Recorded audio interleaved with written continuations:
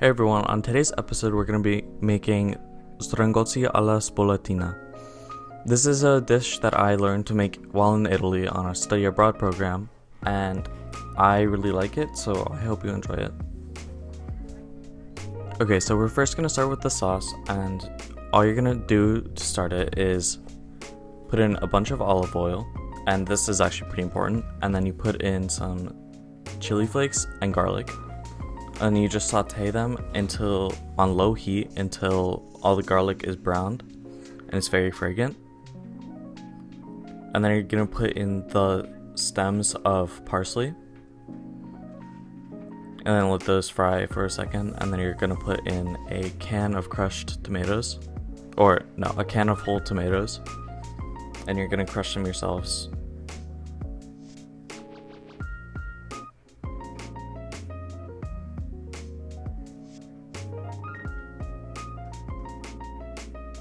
Then you're just gonna put the lid on it and let it simmer for a while.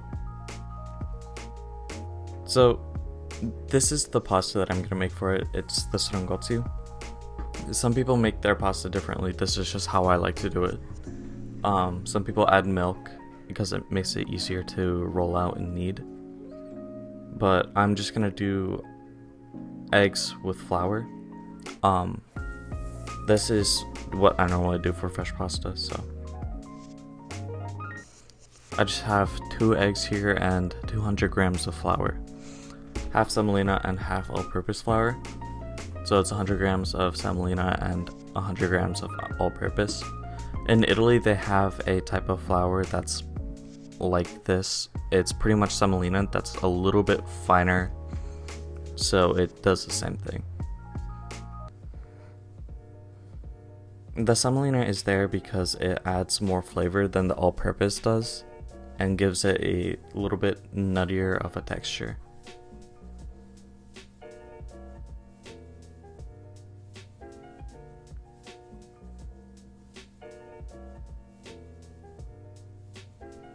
Then I'm just making the pasta the same way that I do in all the other videos of the fresh pasta.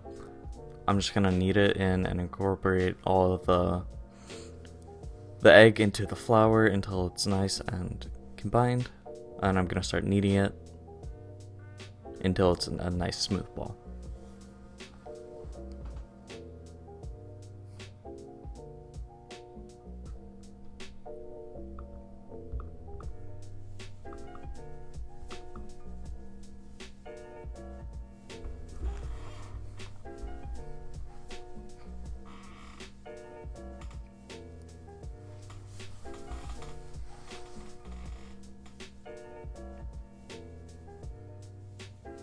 You can see there, once I press it in, it doesn't bounce back quite fast enough, so I kept kneading it until it did.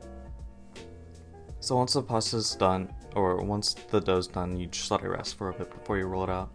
And so it's a great time to check on the sauce, and you can see here that a lot of the water has gone, so I'm going to top it up with some more water and then just let it keep simmering. And now I'm gonna roll out the pasta. You can do this with a machine. Here I'm gonna do it the traditional way. And so you're just gonna go around it, rolling it out and making sure that there's a little bit of a hump at the center of it, so that when you're rolling it, it's more even. Because the center of it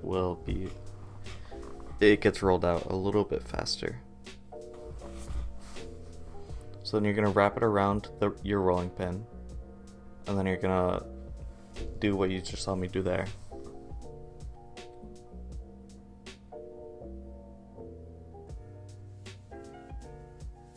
You're just gonna do this over and over until it's the thickness you want.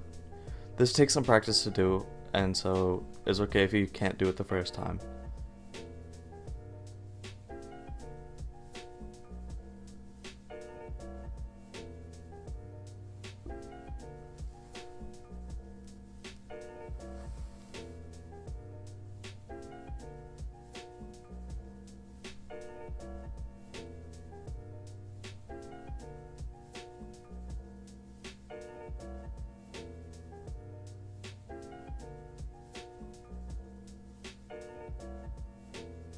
I'm draping it over the sides because the center got a little bit too thin, and then now I'm just gonna roll out the edges.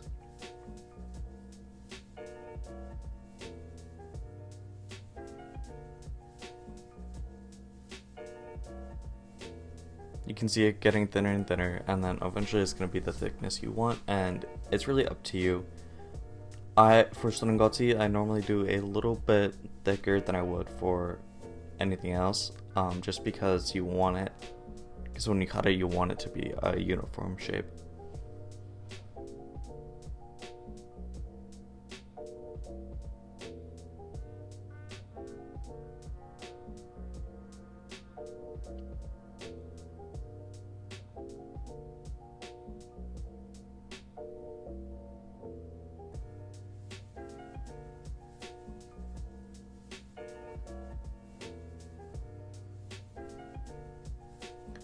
So now that it's the thickness that I want, I'm just going to dust it with some flour on both sides and let it dry out. This makes it easier to cut when I'm ready to cut it. Here it was dry enough, so I decided not to let it wait, and then I'm just going to fold it like this, and then I can cut it with a knife. So once you fold out your dough, all you're going to do is cut it up into relatively even pieces, not too thick, not too thin, and you should be left with a rectangular shaped pasta. And then here on the side, we have a video from when we were in Italy of a mother making fresh pasta for us. So she does the same process here, except for she rolls it a little bit thinner, and then she cuts it thicker and to be more like a fettuccine. This is what the final pasta looks like. So now I'm just gonna cook the pasta after the sauce is done. The sauce is done once you feel like it's done, and then I've just transferred it into a different pan so that I can toss it all together. I also added a bit of salt because I needed it. Since it's fresh pasta, it cooks very quick. It probably only took a minute or two. And you can let it go longer and it'll only get firmer. And then eventually the egg proteins will break down and it'll become mushy. So it's a little more resilient than a wheat and water pasta. So now I'm just going to toss it all together and let it finish cooking in the sauce. I need a little more sauce, so I just added the rest of it.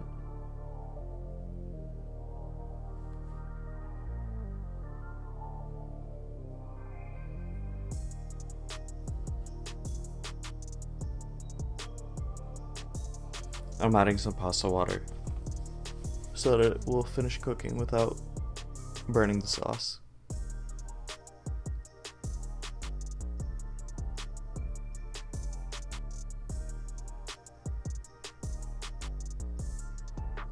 I'm just adding the parsley to the end of it, or at the end of it, so that it infuses its flavor. It's also a garnish that you can put on the other end. So this doesn't get any Parmesan. So that's it. I hope you enjoyed, and we'll see you in the next one.